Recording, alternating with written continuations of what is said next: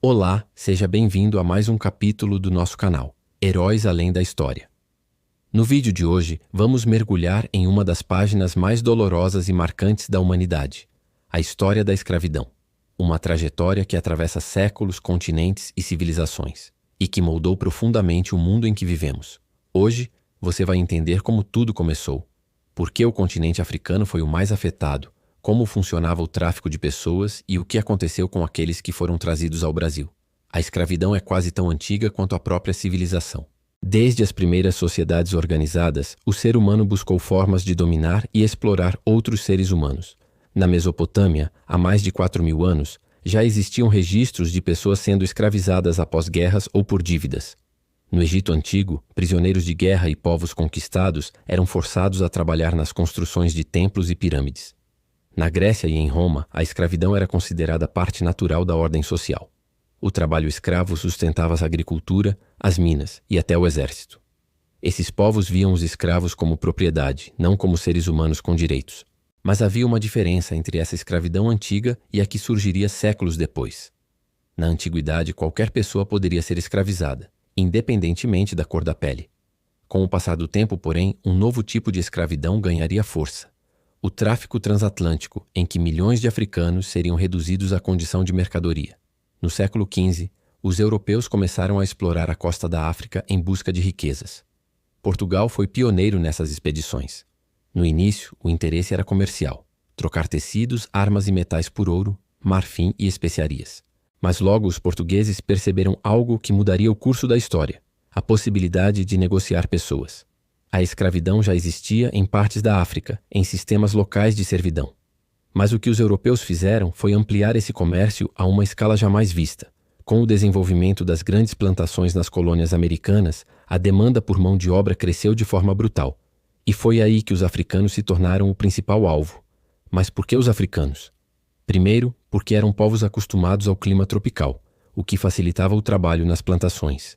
Segundo, porque os europeus acreditavam de forma racista que os africanos eram inferiores e podiam ser explorados. E terceiro, porque a África oferecia uma rede já estruturada de reinos e rotas comerciais, o que tornava o tráfico mais fácil para os colonizadores. Assim nasceu o chamado comércio triangular. Navios partiam da Europa carregados de produtos manufaturados, armas, tecidos, ferramentas e bebidas. Esses produtos eram trocados na África por pessoas escravizadas, capturadas por guerras tribais ou vendidas por líderes locais. Depois, os navios atravessavam o Atlântico em uma viagem terrível, conhecida como a Travessia do Meio. A bordo, centenas de africanos eram acorrentados, amontoados em porões escuros e insalubres. Doenças, fome e violência matavam milhares antes mesmo de chegarem às Américas. Os que sobreviviam eram vendidos como mercadoria e seus nomes, línguas e identidades eram apagados. Estima-se que mais de 12 milhões de africanos tenham sido levados de seu continente. Desse total, cerca de 5 milhões vieram para a América do Sul, e o Brasil foi o destino de quase metade deles. Os primeiros africanos chegaram ao Brasil por volta de 1530, com o início das capitanias hereditárias e da produção de açúcar no Nordeste. O trabalho nas plantações era exaustivo.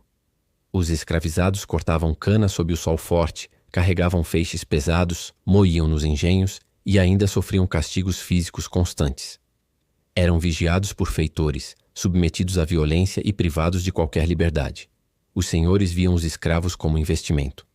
Homens, mulheres e crianças eram comprados e vendidos em feiras públicas como se fossem objetos. Os que tentavam fugir eram perseguidos por capitães do mato. Aqueles que resistiam eram punidos com açoites, correntes ou até a morte. Mas mesmo diante de tanta dor, os africanos trouxeram consigo suas culturas, religiões e saberes, cultuando ancestrais e a crença no espiritismo. Eles introduziram na culinária ingredientes como o azeite de dendê, o quiabo, o inhame, o coco e o gengibre, e também pratos como feijoada e acarajé. Ritmos como o samba, maracatu, jongo de afoxé e a utilização de instrumentos como o berimbau e atabaque. E também a capoeira, desenvolvida por africanos escravizados, que mistura de arte marcial com dança, que hoje é considerada patrimônio cultural imaterial da humanidade. Eles reconstruíram parte de suas tradições no novo continente, e foi assim que o Brasil se tornou uma mistura de influência africana. Na África, a vida era organizada em aldeias e reinos, com forte ligação à terra e à espiritualidade. Os africanos tinham uma rica tradição oral, transmitida por griots, os contadores de histórias. Tinham também uma religiosidade profunda, baseada no culto aos orixás, forças da natureza que representavam elementos da vida e da criação. Ao chegarem ao Brasil, muitos foram obrigados a esconder suas crenças, substituindo os orixás por santos católicos para enganar os senhores e padres. Contrariando a imagem de submissão que muitos senhores tentavam impor, os escravizados nunca aceitaram sua condição passivamente. Eles resistiam de várias formas, desde o trabalho lento e os pequenos atos de sabotagem, até as fugas e as grandes rebeliões. Os fugitivos se refugiavam em áreas isoladas e formavam os quilombos, comunidades livres onde recriavam modos de vida africanos. O mais famoso deles foi o Quilombo dos Palmares, em Alagoas, que resistiu por quase 100 anos. Seu líder, Zumbi dos Palmares, tornou-se símbolo da luta pela liberdade. Ele nasceu livre, foi capturado e depois retornou a Palmares, onde comandou a resistência até sua morte em 1695. Esses quilombos eram mais do que abrigos. Eram espaços de cultura, fé e solidariedade. Ali, os negros viviam como podiam, plantavam, caçavam e protegiam uns aos outros. Foram o maior exemplo de resistência coletiva da história do Brasil.